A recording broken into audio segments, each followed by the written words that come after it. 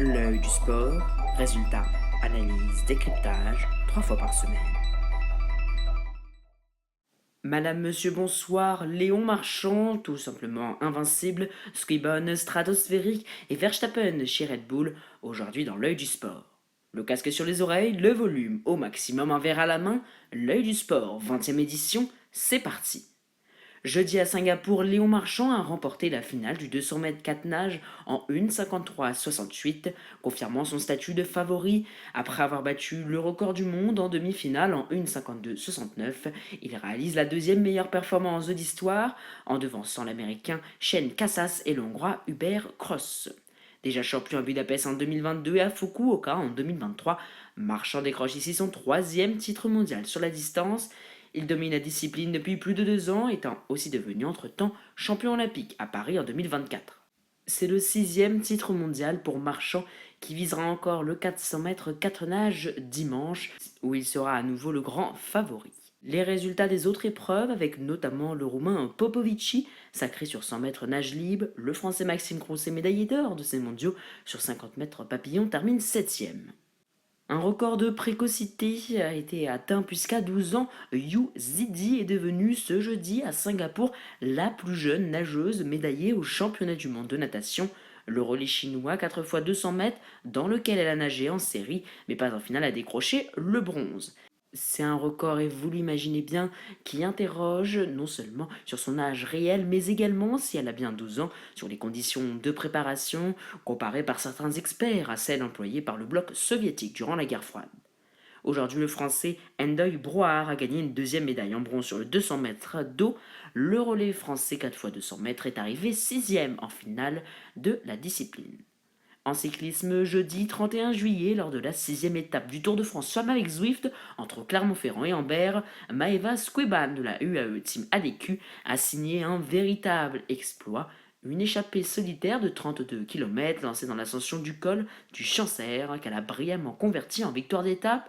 Juliette Labou termine le deuxième et la Mauricienne Kim Le Courte-Piénard complète le podium tout en renforçant son maillot jaune. Le lendemain, aujourd'hui, nouveau coup de force, Squiban remet ça en s'imposant à Chambéry au terme d'une étape bien accidentée, notamment dans les 60 derniers kilomètres. Elle devance Sridin Kebarol et Ruth Edwards avec plus de 50 secondes d'avance. Grâce à sa régularité et aux bonifications, Kim Le Courte-Piénard reste leader au classement général avec 26 secondes d'avance sur Pauline Ferrand-Prévôt. Kateřina Nievendova, vainqueur sortante, reste en embuscade à une trentaine de secondes. Côté montagne, la Suissesse Elisa Chabet conserve son maillot à poids et Maeva Squiban empoche 2 prix de la combativité consécutifs. À 23 ans, elle s'impose comme la grande révélation française de ce tour. En football, votre habituelle rubrique Top Mercato à présent avec Kolo Muani, la Juventus a renforcé ses discussions avec le PSG pour l'avancante. Selon la Gazzetta dello Sport, une nouvelle offre incluant une obligation d'achat pourrait atteindre 45 millions d'euros. Alexander Isak veut Liverpool. L'attaquant de Newcastle espère rejoindre les Reds. Il a quitté la tournée asiatique de son club et s'entraîne à la Real Sociedad. Marquinhos restera bien au PSG, c'est une information l'équipe. Le capitaine restera pour une 14e saison malgré plusieurs offres de grands clubs européens. Manchester United est intéressé par Gianluigi Donnarumma, toujours au Paris Saint-Germain. Chelsea et City suivent aussi le dossier. Le joueur n'exclut pas de rester une saison de plus afin de se permettre une année de réflexion. Lyon finalise le transfert de Matt Turner pour 8 millions d'euros, mais va le prêter dans la foulée à New England Revolution en MLS. L'international états-unien devrait donc quitter très rapidement la France. Damien Comolli de la Juventus confirme que Timothy Weah veut signer à Marseille, mais l'offre actuelle est jugée insuffisante. L'OM va donc devoir surenchérir pour conclure. Une autre information Ligue 1, puisque le Stade Rennais est sur le point de récupérer Przemysław Frankowski en prêt avec option d'achat depuis Galatasaray. Et enfin, au Paris Saint-Germain, Sabarny arrive, Skriniar s'en va. En effet, le défenseur central de Bournemouth est sur le point de conclure après de longues semaines de négociations, tandis que Skriniar rejoint Fenerbahçe pour 10 millions. En Formule 1, Max Verstappen a confirmé qu'il resterait chez Red Bull en 2026, mettant ainsi fin aux rumeurs. 2 éléments clés ont changé la donne. Le départ du directeur Christian Horner, longtemps souhaité par le clan Verstappen, et la clause de performance dans son contrat, Celle-ci lui permettait de partir s'il n'était pas dans le top 3 à la trêve estivale, or il y est. Max évoque un choix clair mais glisse aussi: si vous me reposez la question l'an prochain, il y aura encore des spéculations. Rappelons que son contrat court jusqu'en 2028 et sa clause de sortie aussi.